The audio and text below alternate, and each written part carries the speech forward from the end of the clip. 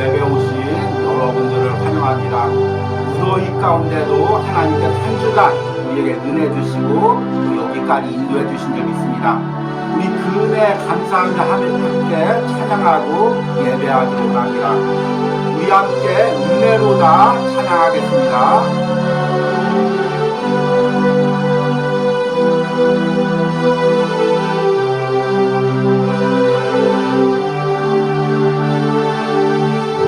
시작됐네.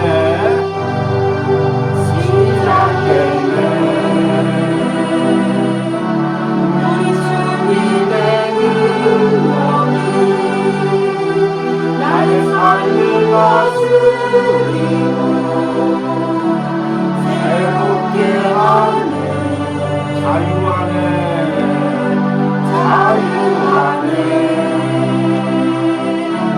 죄와 사망으로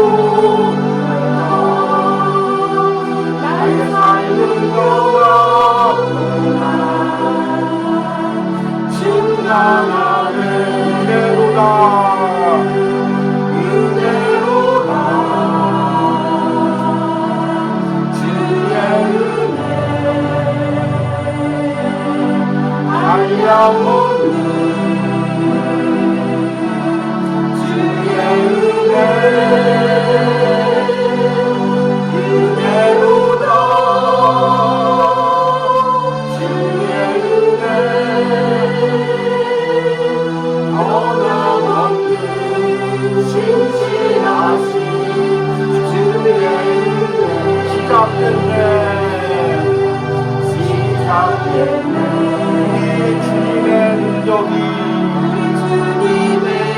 나의 삶을 다스리고 새롭게 하네. 이 은혜를 누리기 원합니다. 자유하네. 죄와 사망으로부터 나의 삶은 변하구나. 충만하네. 은혜로다.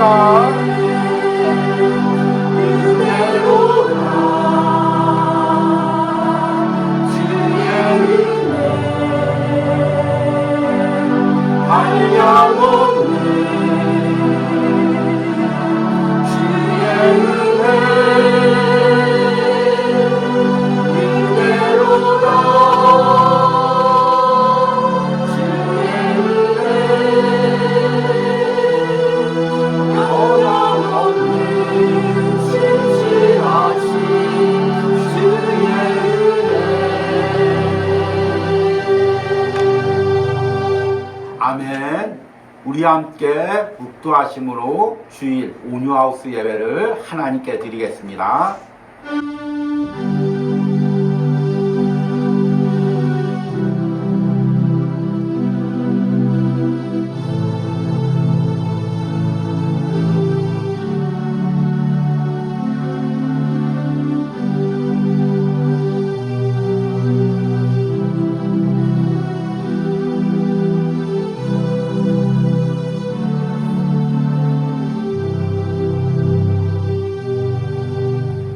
오직 성령이 너희에게 임하시면 너희가 권능을 받고 예루살렘과 온 유대와 사마리아와 땅끝까지 이르러 내 증인이 되리라 하시니라.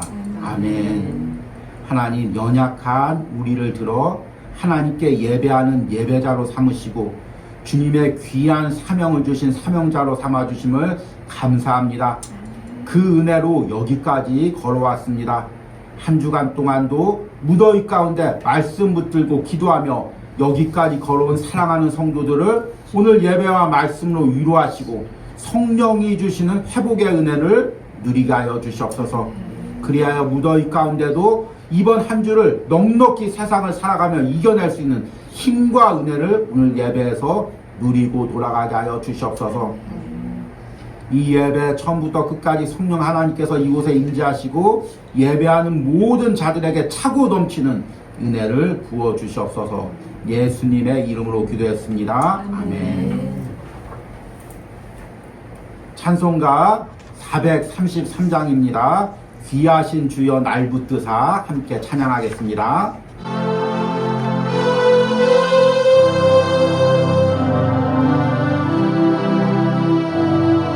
귀하신 주여 날 붙드사 귀하신 주여 날 붙드사 주께로 날마다 더 가까이 저 하늘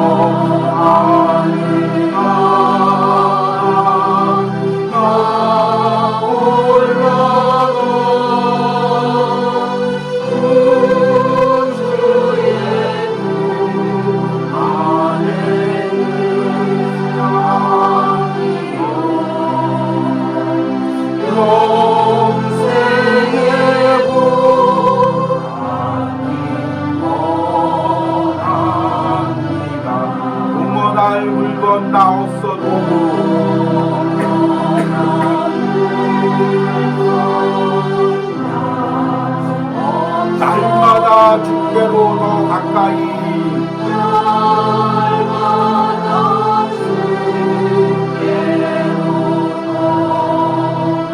내 죄를 주께 다 구하니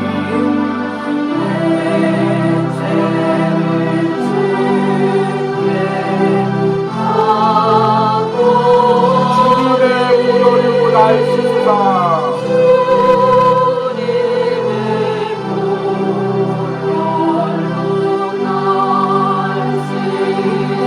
더 이게 하옵소서.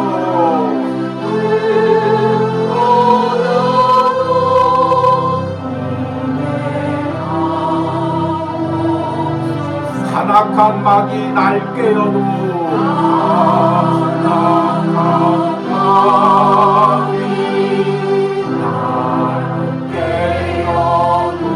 주 예수 앞으로 더 가까이 예수와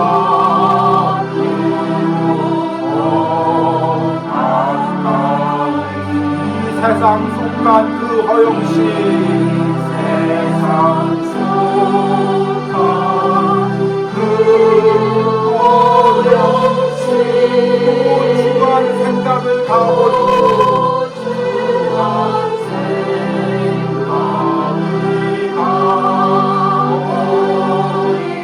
정결한 맘 내게 늘 주소서 정결한 맘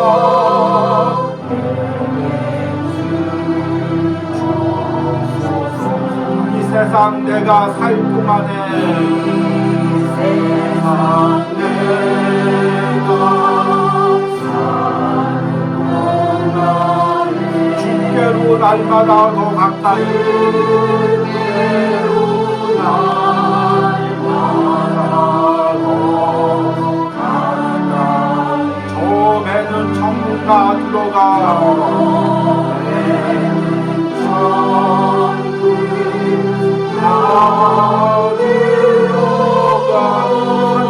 공각을 다 얻고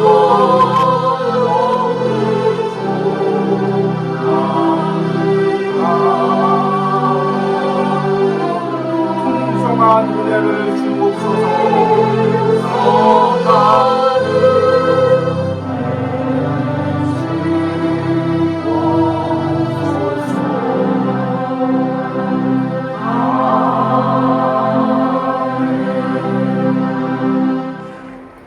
우리 함께 사도신경으로 신앙 고백 드리겠습니다.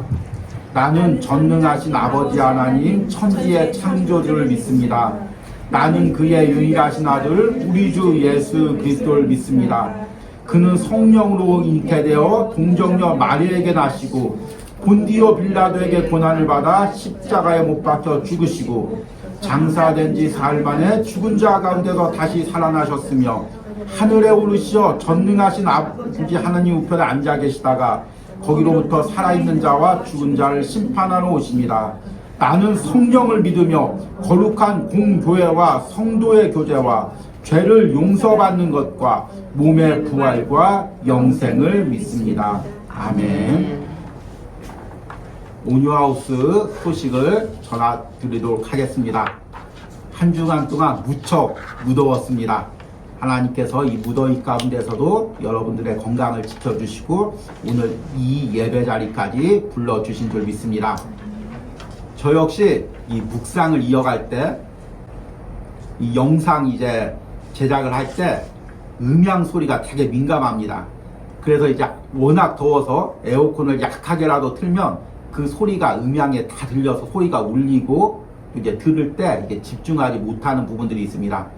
그래서 내가 좀 더 더웠더라도 은혜로운 또 영상을 보내야 되겠다 그 마음으로 이번 주는 에어컨을 끄고 이제 영상을 이렇게 제작을 했습니다. 이게 여러분들에게 볼 때는 10분 조금 넘게 이 영상이 나가지만 제작을 할 때는 한 1시간 가까이 이렇게 이제 준비하고 촬영을 합니다. 그리고 이제 많이 이제 편집을 하고 이제 덜어내죠. 그런데 1시간 이렇게 에어컨을 끄고 이렇게 영상을 촬영하다 보니까 저 역시 무척 더운 것을 느꼈습니다. 또 여러분들의 삶의 현장에서도 또 일하면서 또 더위 가운데 또 살아갈 때 하나님이 주시는 은혜와 회복이 있기를 소망합니다.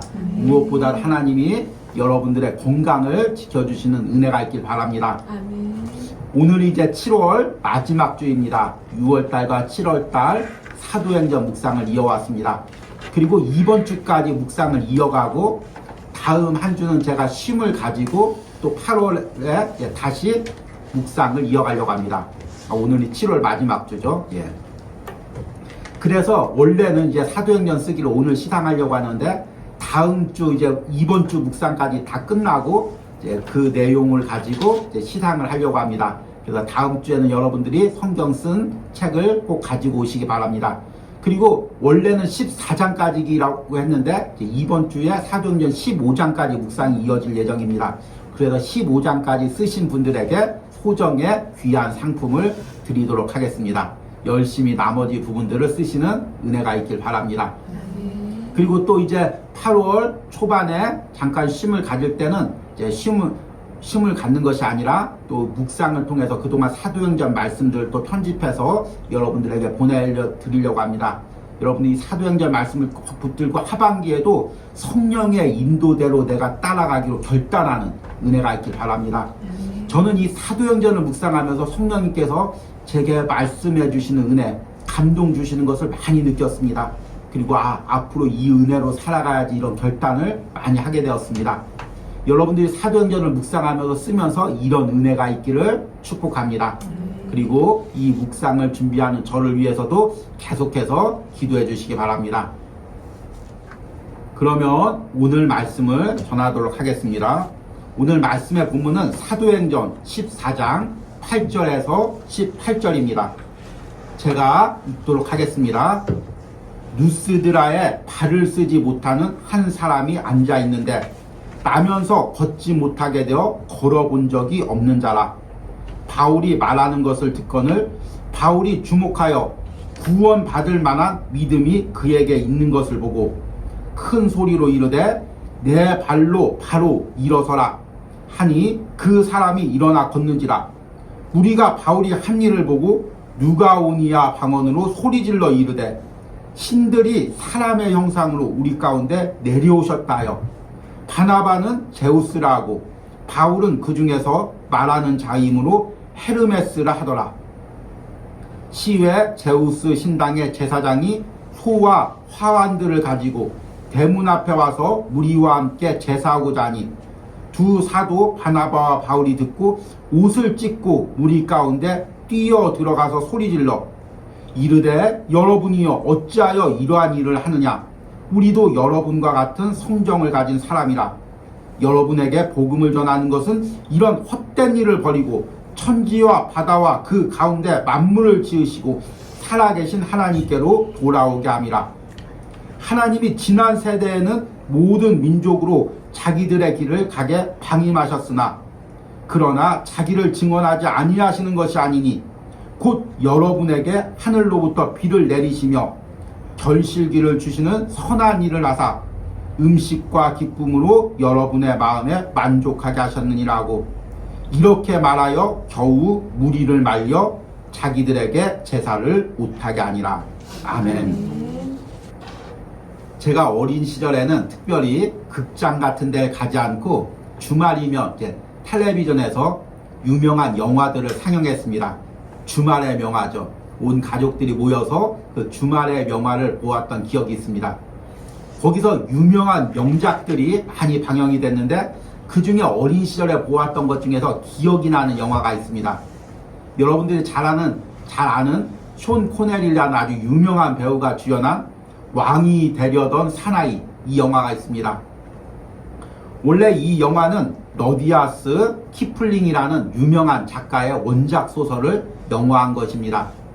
인도에 살고 있는 두 명의 태역 군인이 이제 할 일도 없이 남의 것을 사기나 치고 살다가 이렇게 그냥 살다가 죽으면 너무 허망하지 않느냐, 우리도 무언가가 돼보지 않아야 되겠느냐, 이렇게 생각하고 있는 돈을 다 털어서 총을 20자루를 삽니다. 그리고 인도 북부의 카파리스탄이라는 가상 국가죠. 그 국가로 가서 거기 가서 왕이 되려고 합니다. 그런데 이제 미개 국가죠.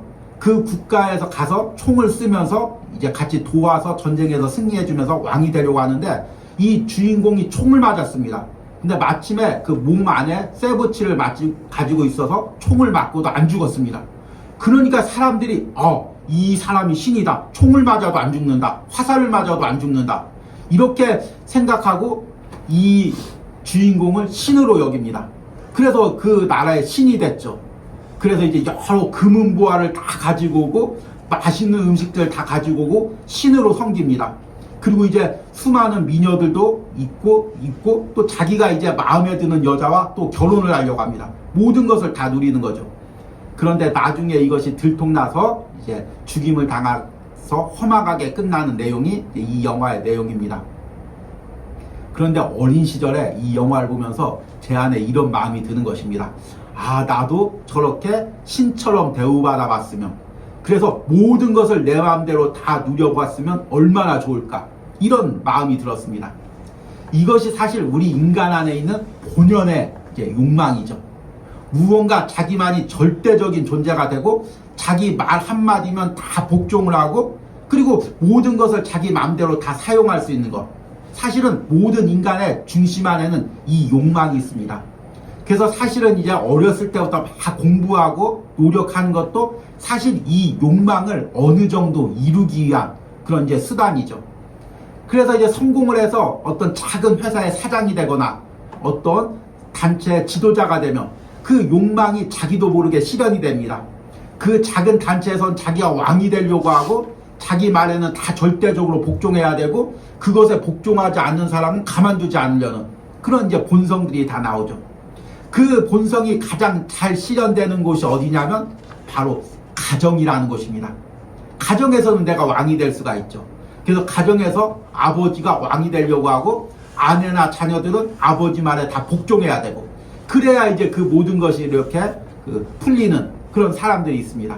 또 여성들도 그렇죠. 남편도 자기 말을 따라야 되고 자녀들도 자기 말을 따라야 되고 따르지 않으면 견딜 수 없어 하고 이렇게 모든 것이 자신이 중심을 삼으려는 그 마음이 있죠. 저와 같은 목회자는 교회에서 목회하고 공동체에서 목회하면서 사람이 많든 적든 다 내 말을 따라야 되고 내 말이 절대적으로 하나님의 말씀이 돼야 되고 이 말에 반대하면은 반역자가 되고 이렇게 하려는 욕망이 다 있습니다. 그런데 여러분, 복음이란 무엇이냐면 바로 이런 욕망이 깨어지는 것입니다. 그리고 내 안에 하나님이 주인이 되는 것입니다. 우리 가정에 하나님이 주인이 되는 거죠.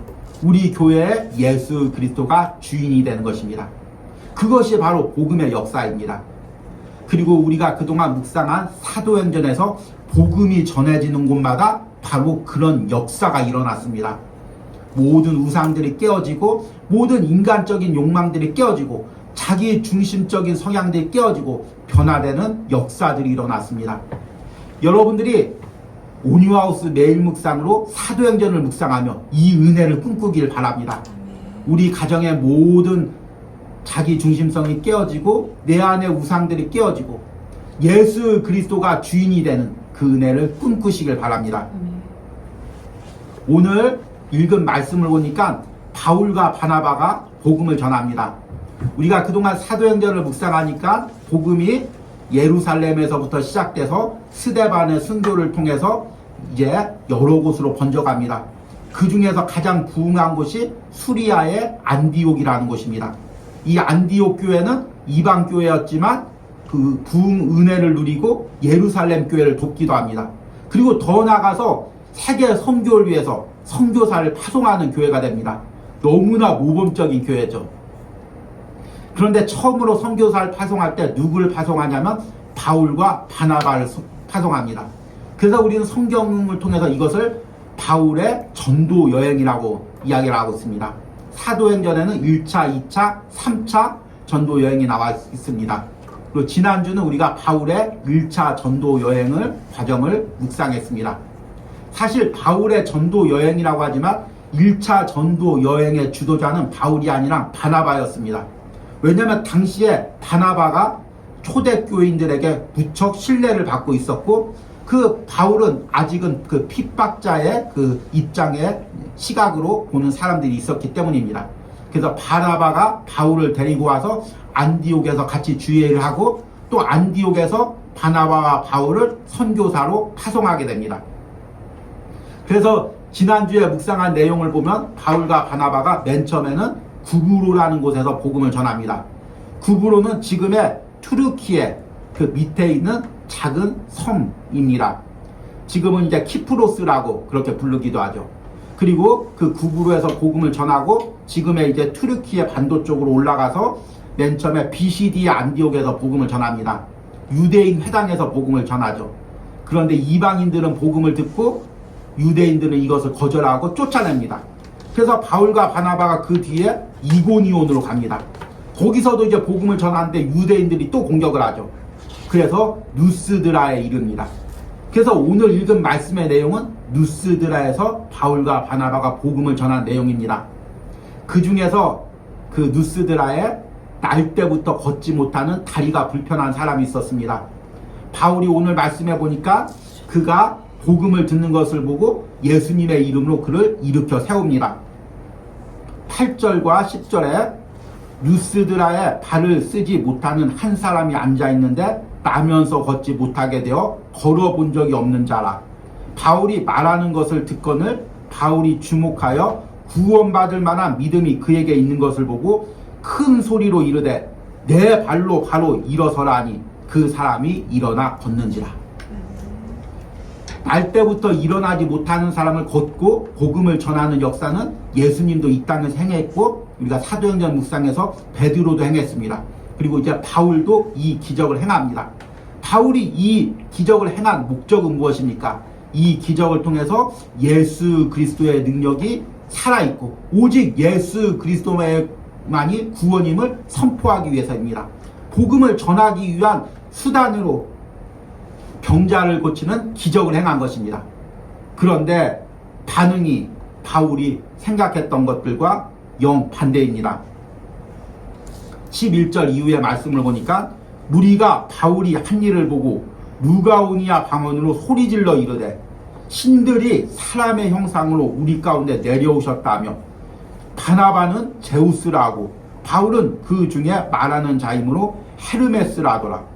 시외 제우스 산당에 제사장이 소와 화환을 가지고 대문 앞에 와서 무리와 함께 제사하고자 하니 지금 기적을 행하니까 이 사람들이 바나바는 제우스 그리고 바울은 헤르메스라고 신으로 추앙을 합니다.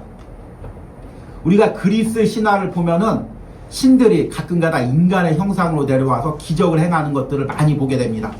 당시의 로마 사회는 사방이 다 그리스 신들을 섬겼습니다.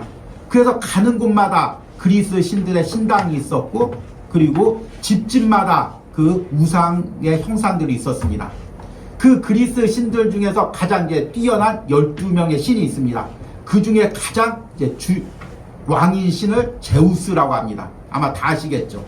그런데 이제 이 바나바가 성경에 보니까 풍채도 좋고 인물도 좋았습니다. 그래서 바나바를 제우스라고 하고 바울을 보면 조금 키가 작고 외모가 볼품이 없었던 내용들이 나옵니다. 그래서 그 제우스의 명령을 따르는 헤르메스라는 신으로 이제 불렀습니다. 그리고 나서 이제 이 신들에게 제사하려고 소도 가지고 오고 한 가지의 그 화환들도 가지고 오면서 예배를 드리려고 한 것입니다. 여러분들이 이런 입장이 되면 어떻겠습니까? 아, 그러지 마십시오. 저는 신이 아닙니다. 아, 예수님 믿으십시오. 한 이 정도 했겠죠. 그런데 바울과 바나바의 반응은 예상 외입니다. 14절과 15절 말씀 보니까 두 사도 바나바와 바울이 듣고 옷을 찢고 무리 가운데 뛰어들어가서 소리질러 이르되 여러분이여 어찌하여 이런 일을 하느냐. 바울과 바나바가 옷을 찢고 분개하면서 이들을 말리고 그 이후의 말씀을 보니까 이들을 야단치며 하나님을 섬기고 복음을 받아들이겠습니다. 그런데 왜 바울과 바나바가 옷을 찢었을까요? 당시에 히브리 사람들은 너무나 이게 원통한 일을 당하거나 분개한 일을 당하면 옷을 찢거나 또 머리에 재를 뿌리고 슬퍼하고 통곡을 했습니다. 아주 극심한 고통을 당했을 때 표현하는 것이죠. 그런데 우리는 이 바나바와 바울의 행동을 우상 숭배를 하니까 너무나 분개해서 그 신앙심에 옷을 찢고 분개했다 이렇게 생각할 수도 있습니다. 그런데 그렇다면 이 바울과 바나바가 사실은 가는 곳마다 옷을 찢어야 됩니다. 벌거벗고 다녀야 되죠. 왜냐하면 당시 로마 사회는 가는 곳마다 신전이 있었고 거리마다 우상 숭배 장소들이 있었고 집집마다 우상들이 있었습니다. 그러니까 바울과 바나바가 전도여행을 갈 때마다 매일같이 1시간에 한 번씩 옷을 찢어야 됩니다.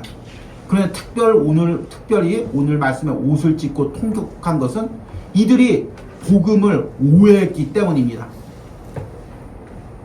여러분, 바울과 바나바가 어떤 사람입니까? 우리가 바울이 어떤 사람인지 너무 잘 알고 있죠. 가말리엘 밑에서 배웠고 로마 시민권을 가지고 있었고 가만히만 그냥 주어진 대로만 살면 평생 아무 걱정 없이 권력과 부를 누리고 살 수 있는 사람입니다.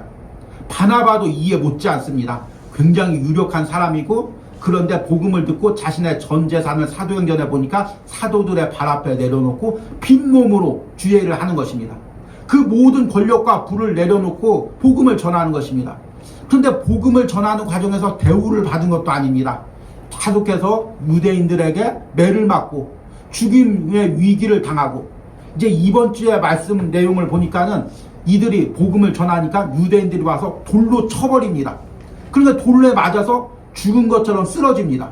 그러니까 유대인들이 죽었구나 생각하고 이들을 메어가지고 성 밖으로 집어 던집니다. 그런데 이제 나중에 의식이 깨어나서 이제 정신을 차리고 다시 복음 전도하러 갑니다. 가만히 있으면 모든 것을 다 누릴 수 있는 사람이 이런 대우를 받아가면서 복음을 전하는 것입니다. 왜 그랬습니까? 예수 그리스도만이 구원임을 증거하기 위해서입니다.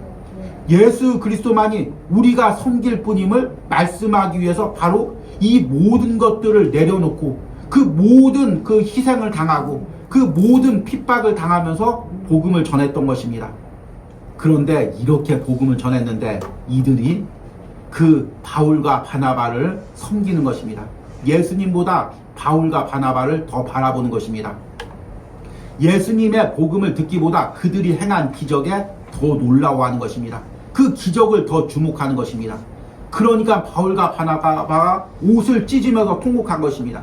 내가 내 인생을 다 바쳐서 내 물질을 다 바쳐서 내가 누리고 있는 것을 다 바쳐서 죽을 위기를 감당하면서 예수 그리스도를 증거했는데 저들이 예수 그리스도를 알지 못하고 우리를 섬기고 있구나. 우리가 복음을 잘못 전했구나. 옷을 찢으면서 통곡하면서 이들에게 다시금 복음을 전하는 것입니다. 여러분, 이것이 우리의 마음이 되어야 합니다. 여러분, 우리가 여기서 왜 이 더위에 예배하고 있습니까? 우리가 왜 한 주간 이 무더위에 말씀 붙들고 기도했습니까? 만약 여러분들이 신앙이 없었다면 여러분들이 가진 물질을 가지고 또 자기를 위해서 사용하고 또 시간을 위해서 사용했다면 지금보다 더 부자가 되실 분들이 많이 있었을 것입니다. 그러나 이 모든 것들 다 내려놓고 예배하고 시간을 들이며 물질을 들이며 우리는 예배하고 있습니다. 내 가진 것을 가지고 주의를 하고 있습니다. 저와 같은 사람은 모든 세상길을 다 내려놓고 목회자가 되어서 하나님을 섬기고 있습니다. 이 목적이 무엇입니까? 예수 그리스도를 전하고 그리고 하나님만을 높이며 예배하기 위해서입니다. 그런데 이 과정을 통해서 우리도 모르는 사이에 내가 높아지려고 하고, 이 예배 가운데, 공동체 가운데 내가 주인공이 되려고 하고, 저와 같은 목회자는 이곳에서 내가 섬김을 받으려고 하면 우리는 그 희생하고 헌신한 것들이 다 헛것이 되는 것입니다. 얼마나 안타깝고 원통한 일입니까? 그런데 우리가 예배하고 주일을 하다 보면 나도 모르게 이런 길로 걸어갈 때가 있습니다. 그러나 진정으로 우리가 복음을 깨달은 사람, 성령이 내 안에 계신 사람들은 이 모든 과정을 통해서 지금 내 안에 누가 주인이 되고 있는지를 매 순간 점검할 수가 있는 것입니다. 바울과 바나바가 왜 이렇게 반응을 했습니까? 그 안에 복음이 있었기 때문입니다. 그 안에 성령님께서 그 마음을 감동시켰기 때문입니다. 그 마음에 성령님이 없으면 내가 섬김을 받으면 기분이 좋죠. 여러분, 섬김을 받는데 기분이 안 좋은 사람이 어디 있습니까? 저와 같은 목회자도 어디 이제 신방을 가거나 또 어디 모임을 가서 목회자로 섬김과 대우를 받으면 기분이 좋습니다. 인간이기에 그럴 수밖에 없죠. 그러나 그럴 때마다 내 안에 성령이 있을 때 더 낮은 마음을 주시고 또 더 낮아지려고 하고, 그리고 나를 높이기보다 예수 그리스도를 높이고, 모든 일을 통해서 목사님이 기도 많이 해주셔서 그렇죠, 그렇게 이야기를 해도 하나님이 역사하신 것입니다, 이렇게 말할 수가 있는 것입니다. 그런데 내 안에 성령의 역사가 사라지고 복음의 의미가 퇴색되면 이 은혜가 사라지는 거죠. 그래서 누가 얘기해도 내 말 잘 들어서 그렇게 된 거 아닙니까? 제가 기도해줘서 그렇게 된 거 아닙니까? 그러니까 더 저한테 잘해야 되는 거 아닙니까? 이렇게 변질될 수밖에 없는 것입니다. 이것은 우리 신앙에서도 마찬가지죠. 여러분, 우리가 왜 주의 일꾼이 되었습니까? 낮아지고 섬기기 위해서입니다. 그런데 이 성령의 은혜가 사라지면, 이 복음의 의미를 잃어버리면 교회에서 내가 중심이 돼야 됩니다. 나이 드신 권사님, 장로님들이 시험에 드는 가장 큰 이유가 뭐냐면 목사님이 날 안 알아주는 것 같아. 성도들이 날 중요시 여기지 않는 것 같아. 내가 우리 교회 중심이 돼야 되는데, 내가 관심을 받아야 되는데 다들 나를 별로 중요한 인물로 안 여기는 것 같아. 나 다른 교회 갈래. 다른 교회 가면 더 섬김을 받는데, 더 목사님이 잘해주는데, 더 중심이 되는데, 이런 마음을 가질 때 시험에 들 수밖에 없는 것입니다. 왜 그렇습니까? 내 안의 중심이 예수 그리스도가 아니라 내가 되기 때문입니다. 그래서 여러분, 진정한 복음이 선포되면 내가 죽고 예수 그리스도가 살아나는 역사가 일어납니다. 여러분이 이런 은혜를 누리길 바랍니다. 그러면 왜 복음이 선포되는 곳에 내가 죽고 예수 그리스도가 살아날까요? 이것은 복음의 특성 때문에 그렇습니다. 하나님께서 그런 능력으로 복음을 주신 것입니다. 우리가 몇 해 전에 노이드 존스 목사님의 노마서 강해를 매일같이 온유하우스 매일 묵상으로 전했습니다. 너무나 은혜로웠죠. 그런데 듣는 분들 중에서 어렵다는 분들이 많이 있었습니다. 원래 이제 노마서 8장까지 묵상을 끝내고 그 다음에 또 이제 9장부터 이어서 전하려고 했는데 너무들 어려워하는 것 같아서 제가 이제 한 해만 묵상을 하고 또 이제 기회가 되면 다음 해가 되려고 계속 기도하고 있습니다. 근데 너무들 이 부분을 좀 어려워하는 것 같아서 지금 계속 기도하고 있습니다. 그런데 이 노이드 존스 목사님이 노마서 강에서 자주 쓰는 단어 중에서 시금석이라는 단어가 있습니다. 이것이 복음의 시금석입니다. 이것이 말씀의 시금석입니다. 이것이 그리스도인의 시금석입니다. 이 단어를 많이 씁니다. 시금석이란 무엇이냐면 이제 화강암으로 된 돌인데, 이 돌에다가 금이나 은을 이렇게 긁어보면 순금이나 수문은 긁히면서 생기는 모양이 일정합니다. 그래서 이 시금석을 가지고 이것이 순금인지 가짜 금인지 가짜 보석인지 진짜 보석인지를 가리는 것을 시금석이라고 합니다. 그런데 우리가 진정한 복음을 들었는지, 우리 마음에 진정으로 예수 그리스도가 있는지를 밝히는 시금석이 있습니다. 그 시금석은 뭐냐면 바로 우리 공동체에 누가 주인이 되느냐라는 것입니다. 진정으로 공동체 가운데, 교회 가운데, 가정 가운데 복음이 선포되면 그 복음이 선포된 시금석이 무엇이냐면 그 공동체 가운데 예수 그리스도가 주인이 되는 것입니다. 여러분, 우리 가정에서 예수 그리스도가 높아지면 우리 가정에 진정으로 복음이 선포되었구나, 이렇게 깨달으면 됩니다. 우리 가정, 우리 교회 가운데 예수 그리스도가 높임을 받고 있구나, 하나님만 영광을 받고 있구나, 그러면 우리 교회에 복음이 선포되고 있구나, 이렇게 깨달으면 되죠.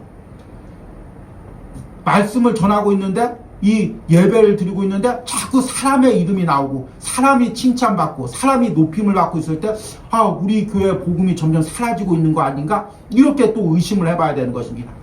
가정 안에서 계속 아빠 말이 법이야, 엄마 말이 법이야, 계속 이런 이야기가 들리고, 또 자녀가 주인이 되고 자녀 행동 하나하나에 모든 초점이 맞춰서 그 자녀가 혹시나 어디 아플까, 어떻게 될까, 그것만을 바라보고 있다면 정말 우리 교회, 우리 가정에 예수 그리스도가 주인이 되고 있나? 복음이 지금 선포되고 있나? 이것을 의심해 봐야 되는 것입니다. 이것은 내 마음에도 그대로 적용될 수가 있습니다. 혹시나 내 안에서 내가 왕이 되려는 마음, 내가 주인공이 되려는 마음, 그 마음이 있지 않은가를 항상 점검해 봐야 됩니다. 집 안에서도 남편이 날 중요시 여기지 않는 것 같아. 아내가 날 너무 중요시 여기지 않는 것 같아. 자녀들이 날 너무 존경하지 않는 것 같아. 계속 이런 서운한 마음이 들 때 혹시나 내가 가정 안에서 주인이 되려고 하는 마음이 있지 않은지 점검해 봐야 됩니다. 저와 같은 목회자는 목회를 하면서 성도들이 내 말을 조금이라도 어기는 것 같고 따르지 않는 것 같아서 서운한 마음이 들 때는 내가 혹시 나도 모르게 여기서 주인이 되려는 마음이 있지 않나, 이것을 우리가 항상 점검해 와야 됩니다. 사람을 바라볼 때도 마찬가지입니다. 내가 누군가를 너무나 신뢰하고 그 사람만을 바라보고 있고 그 사람의 행동하는 거에 마음이 왔다 갔다 한다면 혹시나 내 안에 예수 그리스도가 주인이 아니고 사람이 주인이 되고 있는지를 점검해야 됩니다. 왜 그렇습니까? 우리의 죄된 본성은 원래 내가 주인이 되려는 본성이 있기 때문입니다. 제가 여러 번 말씀을 드렸죠. 아담과 하와가 타락한 이유가 무엇이냐면 하나님이 주인이 되어 있는데 그 안에 내가 하나님처럼 되려는 마음에 선악과를 먹은 것입니다. 그리고 그 타락한 후에 인간의 죄된 본성이 아담 이후부터 우리 안에 다 흘러 들어와 있습니다. 그래서 우리는 내 안에 다 내가 주인이 되고 싶어 합니다. 내가 인정을 받고 내가 관심을 받고 싶어 합니다. 그런데 복음이 들어가면 그 복음은 인간의 죄된 본성을 깨트리고 인간이 주인이 되는 것이 아니라 하나님이 주인이 되는 역사가 일어납니다. 예수 그리스도만을 신뢰하는 역사가 일어나는 것입니다. 그래서 내가 진정 복음을 들었는지 그 시금석이 무엇이냐면 바로 내 안에 누가 주인이 되어 있느냐는 것입니다. 내가 주인이 되어 있는지 예수님이 주인이 되었는지 이것만을 우리가 분별해도 내가 정말 복음을 듣고 있는지 아니면 세상 시각으로 살고 있는지를 분별할 수가 있는 것입니다. 어느 교회나 또 어느 단체에 가서 이곳에서 사람이 주인이 되고 있으면, 사람이 섬김을 받고 있으면 이건 뭔가 복음이 선포되지 않는 단체구나 분별할 수가 있는 것입니다.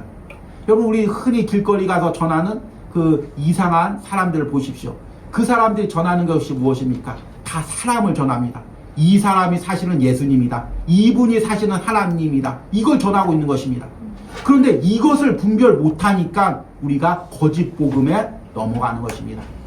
여러분, 진정한 복음이 우리 가운데 선포되기로 원합니다. 그리고 복음으로 내가 우상 삼고 있었던 모든 사람들이 깨어지는, 우상들이 깨어지는 역사가 일어나기로 원합니다. 또 내 안에 주인이 되려고 했던 그 마음들이 깨어지는 역사가 일어나기로 원합니다. 말씀을 맺으면서 여러분, 복음을 통해서 우리가 깨달아야 될 것이 무엇입니까?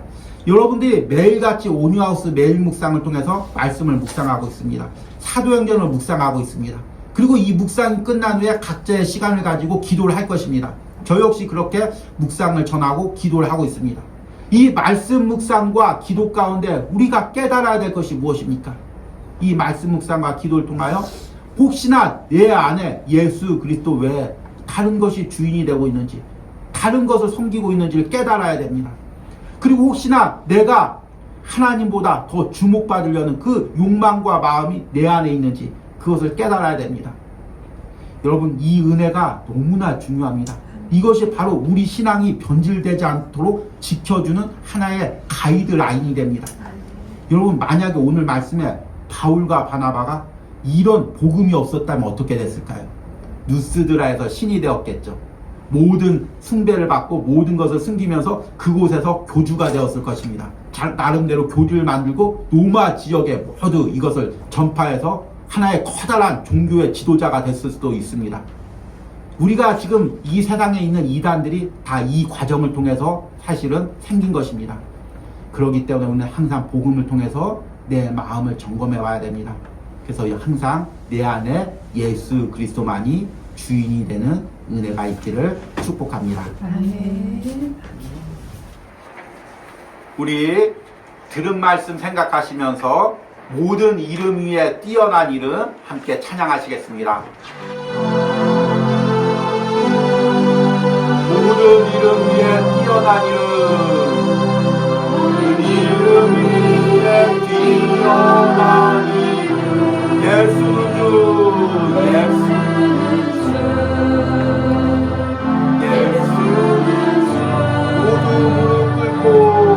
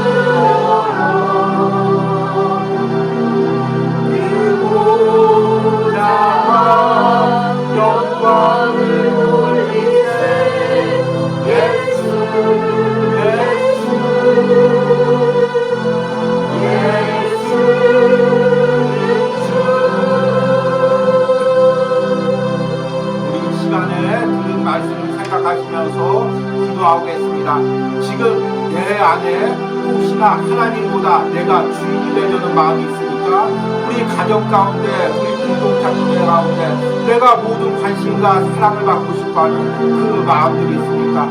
그렇다면 그 마음이 복음과 성령의 은혜로 깨어지게 하시고 오직 내 안에 예수 그리스도만을 높이게 해달라는 기도를 드리겠습니다. 그 주여 부르고 기도합니다. 주여 내 안에 나를 높이려는 나의 그 자기 중심성이 무엇이 있습니까? 내가 주인이 되려는 그 마음이 무엇이 있습니까? 내 인생 가운데, 우리 가정 가운데, 우리 공동체 가운데서 내가 주인이 되려고 했던 마음들이 무엇이 있습니까? 주님 모든 것들은 나의 중심성으로 내가 국한이고 내가 대우를 받고 내가 성령의 성령을 받고 있던 마음들이 무엇이 있습니까? 주여 이런 마음들이 예수 그리스도의 복음으로 성령의 능력으로 깨어지는 역사가 일어나게 하여 주셔서 오늘 말씀을 듣고 내 안에 나의 모든 높임을 받으렸던 마음들이 깨어지는 역사가 일어나게 하여 주셔서 이제는 예수 그리스도만 내 안에서 높임을 받게 하여 주셔서 우리 가정에서 예수 그리스도만이 높임을 받게 하여 주셔서 우리 교회에서 예수 그리스도만이 높임을 받게 하여 주셔서 모든 경배와 예배를 예수 그리스도에게만 드리게 하여 주셔서 주님 모든 나의 자기 중심성이 복음 앞에 깨어지고 나가는 내가 일어난다 이런 복음의 능력을 우리 삶에서 누리하여 주셔서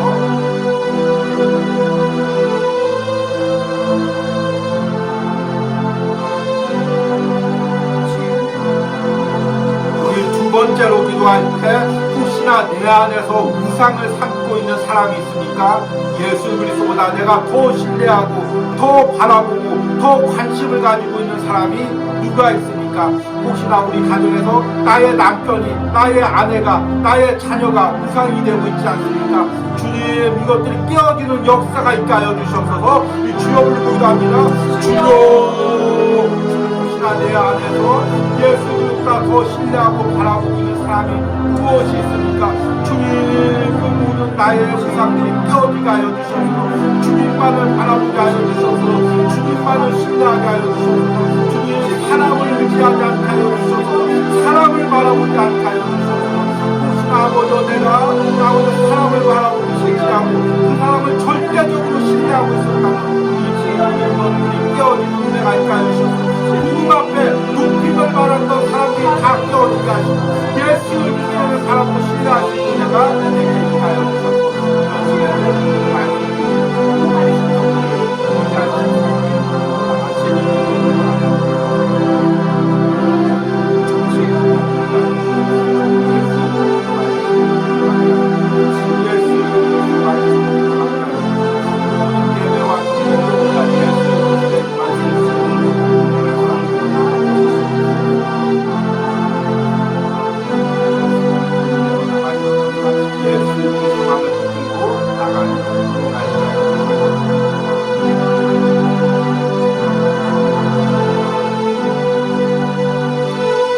주간의 삶을 위해서 기도합니다.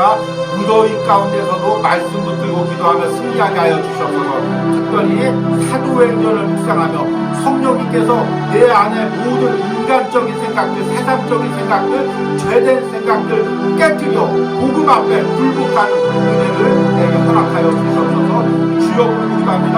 주여, 한 주간의 무더위 가운데서도 말씀을 묵상하고 기도할 때 성령의 기름부음이 내 심령 가운데 있게 하여 주셔서 주님 말씀으로 내 생각을 깨뜨리게 하여 주셔서 믿음으로 내 생각을 깨뜨리게 하여 주셔서 기도로 성령의 인도를 따라가는 은혜가 있게 하여 주셔서 이런 은혜를 말씀으로 모든 신성들이 있게 하여 주셔서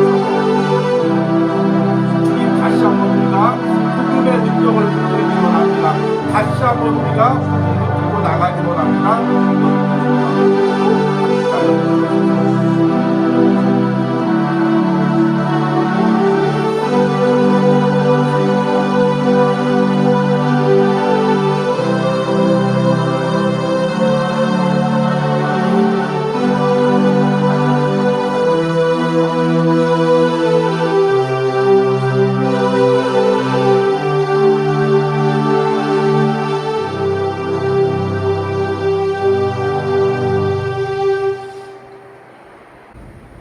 하나님의 말씀은 살아있고 활력이 있어 좌우의 날선 어떤 검보다도 예리하여 혼과 영과 및 관절과 골수를 찔러 쪼개기까지 하며 또 마음의 생각과 뜻을 판단하나니. 아멘. 주님, 우리가 이 말씀의 능력을 사모합니다. 주님, 복음의 능력을 사모합니다. 그 말씀이 복음이 내 심령 깊숙한 곳까지 들어와서 내가 우상 삼고 있었던 모든 것들을 깨트리는 은혜가 있기로 합니다. 내가 주인이 되려고 했던 그 모든 생각들을 들춰내고 깨트려 하나님 앞에 굴복해야 하는 역사를 내가 체험하기로 합니다. 이 은혜를 이번 한 주도 사도행전을 묵상하며 내가 누리길 원합니다. 내가 주인 삼고 있었던 모든 것들이 말씀 앞에 드러나게 하시고 주님, 내가 주인이 되려고 했던 모든 자기 중심적인 생각들이 성령의 은혜로 깨어지는 역사를 체험하게 하여 주시옵소서. 특별히 한 주간 더 무더위 가운데서 주님 앞에 나가기를 원합니다. 말씀 붙들고 이 더위를 이기며 승리하기를 원합니다. 특별히 이 묵상을 전하는 주여종에게도 놀라운 성령의 은혜가 있기를 원합니다. 하나님께서 또 오늘 말씀을 통해 다시 한번 결단하는 모든 인들에게 그 심령 가운데, 그 삶 가운데 예수 그리스도만이 주인이 되는 역사를 베풀어 주시기를 간절히 소망합니다. 이 시간에는 온유하우스를 통하여 예물 드린 손길들 위하여 기도합니다. 하나님 주일마다 함께 예물 드리며 기도하는 주의 종을 축복하시고 오직 예수 그리스도와 복음의 능력으로 그 사역을 이어가게 하시고 그 사역 가운데 복음의 능력과 성령의 역사가 나타나게 하여 주시옵소서. 또한 주일 새벽마다 이 온유하우스 예배와 주의 종을 위하여 기도하는 권사님, 이 무더위 가운데 하나님께서 권사님의 건강을 지켜주시고 또 특별히 기도할 때 성령의 은혜를 체험하게 하시고 복음의 능력이 그 권사님의 생애 가운데 함께하는 은혜가 있게 하여 주시옵소서. 또 하나님 11조를 드린 우리 권사님이 있습니다. 사업 가운데서 또 그 은혜에 감사하여 또 온유하우스를 통하여 예물을 드릴 때 하나님 그 사업터를 붙들어 주시고 무더위 가운데에서 우리 권사님의 건강과 남편 집사님의 건강을 함께하여 주시며 그 자녀의 삶을 붙들어 주시되 무엇보다도 그 가정 가운데 복음의 능력이 나타나게 하여 주시옵소서. 성령의 역사가 나타나게 하여 주시옵소서. 예수 그리스도만이 주인되고 하나님만을 예배하는 역사가 그 가정 가운데 나타나게 하여 주시옵소서. 또 매달 마지막 줄 기억하여 온유하우스에 예물 드리는 우리 권사님, 하나님 이 무더위 가운데 건강을 지켜주시고 사랑하는 두 자녀의 가정을 붙들어 주시고 남편 집사님을 붙들어 주셔서 하나님께서 은혜 주시고 함께 이 더위 가운데서도 하나님을 예배하며 살아갈 수 있는 은혜와 건강과 축복을 허락하여 주시옵소서.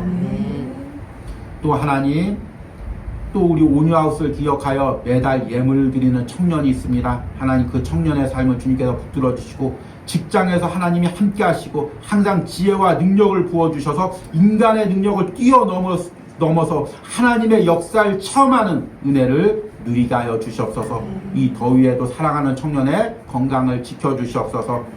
하나님 또 우리 권사님들 가정 가운데 연합하여 또 온유하우스 섬긴 손길들이 있습니다. 하나님 한 가정 한 가정 하나님께서 기억하시고 이 무더위 가운데서 붙들어 주시고 그 가정들의 필요한 것들을 채워주시고 멀리서도 온유하우스를 위하여 주의 종을 위하여 기억하고 기도할 때 그 가정마다 성령의 은혜가 흘러 들어가는 역사가 일어나게 하여 주시옵소서. 또 무더위 가운데서 오늘 예물 드린 우리 사랑하는 성도님 그 세 자녀를 주님께서 항상 돌봐주시고 어디서나 하나님께서 그들과 함께 하시고 그들을 예배 자리로 불러주시는 역사가 일어나게 하여 주시옵소서. 또 건강에 연약한 우리 성도님 항상 하나님께서 붙들어 주시고 이 무더위 가운데 하나님이 주시는 회복의 은혜를 누릴 수 있도록 함께 하여 주시옵소서. 오늘 또 예물 드리고 예배한 모든 손길들 가운데 한 주간 성령의 은혜가 머물러 있게 하시고 또 성령의 인도가 있게 하여 주시옵소서. 이제는 우리를 창조하시고 자녀 삼으신 성부 하나님의 은혜와 십자가에서 우리를 위하여 물과 피를 다 내어주신 예수 성자 예수 그리스도의 사랑과 지금도 우리 가운데서 우상 삼은 모든 것들을 깨어뜨리고 예수 그리스도만을 높이고 예배하게 하시는 성령 하나님의 역사심이 오늘 예배 가운데 다시 한번 예수 그리스도의 복음만을 붙들기로 결단하는 모든 성도들 가운데 가정 가운데 자녀들 가운데 이제부터 영원까지 함께 있을지어다. 아멘.